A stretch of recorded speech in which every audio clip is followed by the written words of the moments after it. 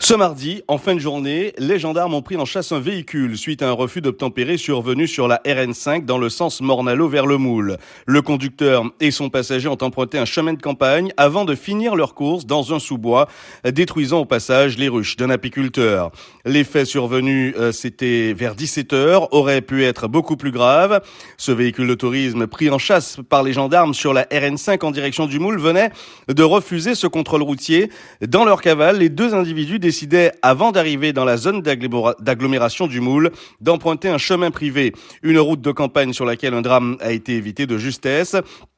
Selon des témoins, la voiture arrivant à toute allure a failli entrer en collision avec le véhicule d'un riverain, avec à bord une femme et son enfant. Sous le choc, ce témoin voyait arriver dans la foulée les gendarmes qui ont également emprunté la route privée.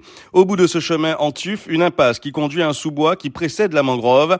La voiture des fuyards, arrivée dans un virage à trop grande vitesse, aurait dérapé avant de finir sa course en contrebas, détruisant au passage plusieurs ruches d'abeilles d'un apiculteur. Arrivé dans la foulée, les gendarmes ont constaté que les deux individus avaient pris la fuite à pied, laissant le véhicule endommagé. Les essaims d'abeilles ont compliqué la tâche des militaires, mais ce sont ces mêmes abeilles qui ont permis l'arrestation des deux individus. En effet, attaqués par les essaims, les deux hommes ont dû appeler au secours les autorités. Un gros dispositif de recherche avait été mis en place.